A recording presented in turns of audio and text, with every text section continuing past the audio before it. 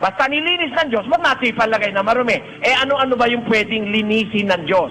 Tao, pwedeng linisin. Conforme ako dyan. Eh yung hayop ba, yung pagkain, pwede bang linisin ng Diyos? Pakinggan nyo sa Marcos, ganito naman ang ating mababasa sa 7:19. Sapagkat hindi pumapasok sa kanyang puso, kundi sa kanyang tiyan, at lumalabas sa dakong daanan ng dumi. Sa salitang ito'y nililinis niya ang lahat ng pagkain. Oh, hindi tao yan. Hindi tao yan dahil pumapasok sa bibig at pumupunta sa tiyan at inilalabas sa dakong daanan ng dumi. Ang Kristo po may sabi niyan eh.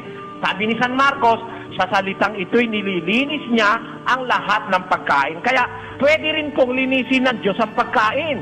Ang katunayan, sinang-ayunan niya ni San Pablo sa unang Timoteo 4:4. Pakinggan niyo ang nakasulat. Sapagkat ang bawat nilalang ng Diyos ay mabuti at walang anumang nararapat na itakwil kung tinatanggap na may pagpapasalamat. Bakit? Sapagkat pinakababanal sa pamamagitan ng salita ng Diyos at ng pananalangin. Kung ipaaalaala mo sa mga kapatid ang mga bagay na ito, ikaw ay magiging isang mabuting ministro ni Kristo Jesus. Ayon, ang mabuting ministro ni Kristo, pinaaalala sa kapatid sa iglesia na ang lahat ng nilalang ng Diyos ay mabuti. Walang anumang nararapat na itakwil kung tinatanggap na may pagpapasalamat sapagkat nililinis ng pamamagitan ng salita ng Diyos at ng pananalangin. Kaya po ang Kristiyano, bago kumain, nananalangin. Kahit ang kinain mo, igat. Kahit ang kinain mo, Brad Roland, warm burger, basta't nanalangin ka, nililinis ng Diyos yun. Yun ang sabi. Kaya kapatid, huwag kang magpaligaw na ang kahulugan ni ka dyan, ang nilinis tao. Hindi totoo yun. Kay tao, kay hayop, kahit sino pa, pag nilinis ng Diyos, huwag nating ipalagay na marumi. Yung baboy, nung una kinikilalang marumi, pagdating ni Kristo, hindi naman pumapasok yun sa puso, kundi sa bibig, pumutuloy sa tiyan, lumalabas sa daanan ng dumi. Sa salitang ito, nililinis niya ang lahat ng pagkain. Kaya ngayon, kapatid, kahit baboy, pwedeng kainin. Nilinis na ng Diyos yan sa panahon ng bagong tipan.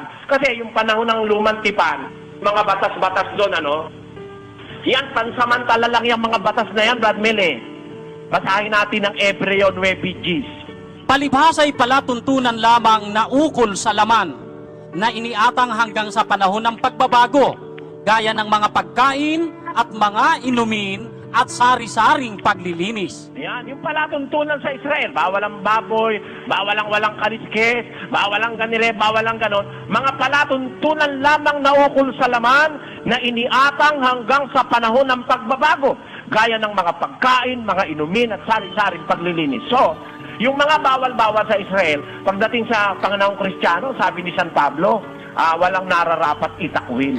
Bawat nilalang ng Diyos. Ang baboy, Diyos din naman ang lumalang dun Basta ikaw ba'y nagpa-practice ng moderation Masama siguro, kumain ng baboy, pag araw-araw baboy ang kinakain mo. Kahit nga baka, pag araw-araw baka kinakain mo, makukulistirol ka rin Ganun lang yung kailangan may moderation. Unti-unti, di naman masama Sa panahon ng bagong tipan, ang sabi ng Biblia, bawat nilalang ng Diyos ay mabuti. Walang anumang nararapat na itakwil. Yan po ang sinasabi ng kasulatan, kapatid. Brother Eli, bakit si Pedro hindi kumain? Sabi niya, Panginoon, kailanman ako hindi nakain ng marumi o karumal-dumal. Sino po bang Sinasabi dapat niya, nakaraan na yun kapatid Di mo pala iniintindi, kapatid. Yung sinabi niya, kailan may hindi ako kumain ng anumang bagay na marumi at karumal-dumal. Talagang pagkain ang pinag-uusapan. Nung nakaraan di siya kumakain kasi nasa relihiyon siya ng Judaismo. Bawal talaga sa kanila kumain ng mga baboy, mga palaka, etc. etc. Kaya kahit kailan, Panginoon, hindi ako kumain ng marumi at karumal-dumal. Pero nung ipakita sa kanya yung kumot, sinabi ng Diyos, kumain ka, Pedro, magpatay ka, kumain ka. Ang inilinis ng Diyos, huwag mong ipalagay na marumi. O masasabi niyo pa ba ngayong hindi siya kumain? Nung sabihin niya yan, hindi pa siya pinapakain Pero nung sabihin ng Diyos, kumain ka. Ang tanong ko sa inyo, kumain ba si Pedro dun sa pinuntahan niyang bahay ng hintil? Sasabihin niyo, hindi kumain. Kumain siya. May babasahin akong talata, kumain siya.